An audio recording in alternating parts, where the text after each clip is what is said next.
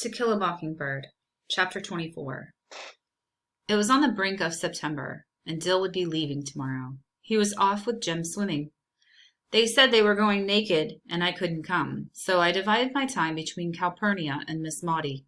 Today Aunt Alexandra was having the ladies over. After they talked, they were going to have refreshments.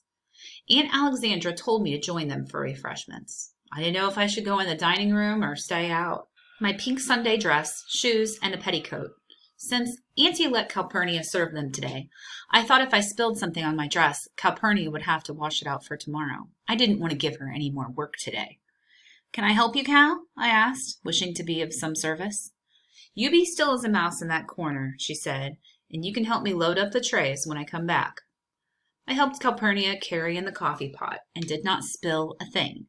Aunt Alexandra smiled brilliantly. "Stay with us, Jane Louise," she said. This was her campaign to teach me to be a lady. I sat next to Miss Maudie. I tightly gripped the sides of the chair and waited for someone to speak to me. "You're mighty dressed up, Miss Jean Louise," Miss Maudie said. "Where are your bridges today?" "Under my dress." I hadn't meant it to be funny, but the ladies laughed. My cheeks grew hot as I realized my mistake, but Miss Maudie looked gravely down at me. She never laughed at me unless I meant to be funny. Miss Stephanie Crawford called from across the room. "What you gonna be when you grow up, Jean Louise? A lawyer?" I said no, but I hadn't really thought about it. I asked Miss Merriweather, who was sitting on my right, what they had been talking about before I came in. She filled me in on how she'd been out to visit a family who was living in sin and squalor. She told me how fortunate I was to live in a good Christian family with Christian folks in a Christian town. The conversation then turned toward Tom Robinson's wife. Mrs. Merriweather continued, "There's only one thing I truly believe, Gertrude," she continued, "but some people just don't see it my way. If we'd let them know we forgive 'em, that we've forgotten, then this whole thing'll blow over."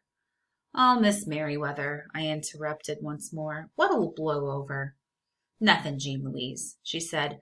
"The cooks and the field hands are just dissatisfied, but they're settling down now.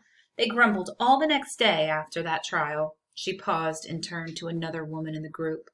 "Gertrude, I tell you, there's nothing more distracting than a sulky darky. Their mouths go down to here. It just ruins your day to have one of them in the kitchen." Another lady said, "Looks like we're fighting a losing battle. A losing battle. It doesn't matter to 'em one bit. We can educate 'em till we're blue in the face. We can try till we drop to make Christians out of 'em. But there's no lady safe in her bed these nights." I'd lost interest in the conversation when they quit talking about Tom Robinson's wife. Mrs. Merriweather spoke up again. "Northerners are hypocrites. At least we don't have that sin on our shoulders down here. People up there set 'em free, but you don't see 'em sitting at the table with 'em. At least we don't have the deceit to say to 'em, 'Yes, you're as good as we are, but stay away from us.' Down here we just say, 'You live your way and we'll live ours.' I think that woman, that Mrs. Roosevelt, lost her mind. Just plain lost her mind coming down to Birmingham and trying to sit with 'em. If I was the mayor of Birmingham, I was just thinking if I was governor of Alabama, I'd let Tom Robinson go so quick." I heard Calpurnia talking about how bad it was going for Tom. He said there wasn't a thing Atticus could do to make being shut up easier for him. The last thing he said to Atticus the day before he was taken to the prison camp was, "Goodbye, Mr. Finch. There ain't nothing you can do now, so there is no use in trying." He had just given up hope. Atticus came in the door, and his face was white. He apologized for the interruption and asked if he could speak with Alexandra. He wanted to borrow Calpurnia for a while. "Cal," Atticus said, "I want you to go out with me to Helen Robinson's house." "What's the matter?" Aunt Alexandra said, alarmed by the look on my father's face. "Tom's dead." Aunt Alexandra put her hand to her mouth. "They shot him," Atticus said. "He was running. It was during their exercise period.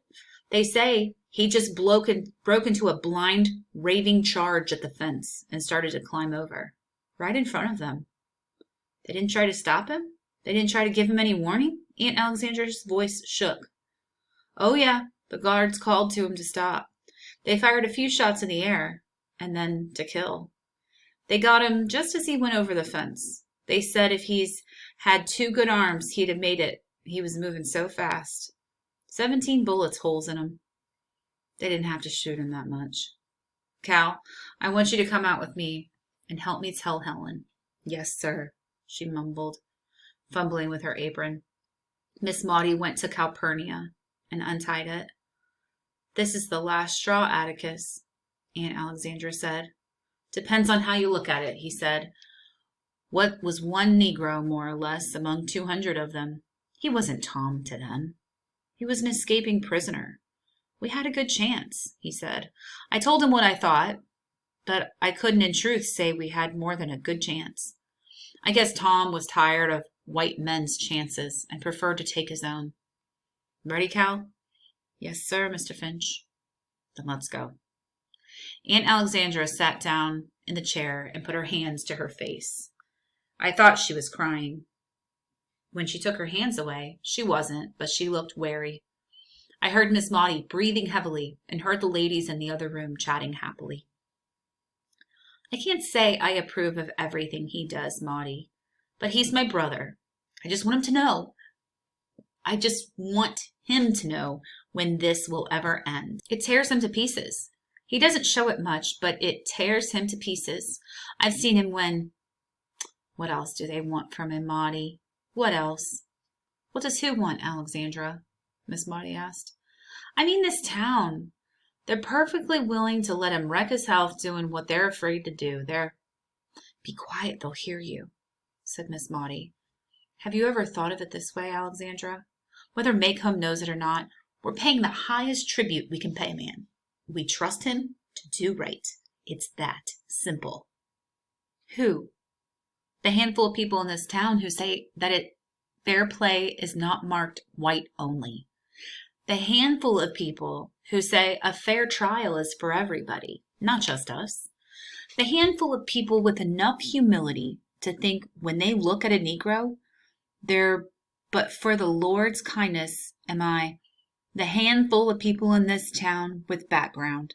That's who they are. I was shaking, and Miss Maudie told me to stop.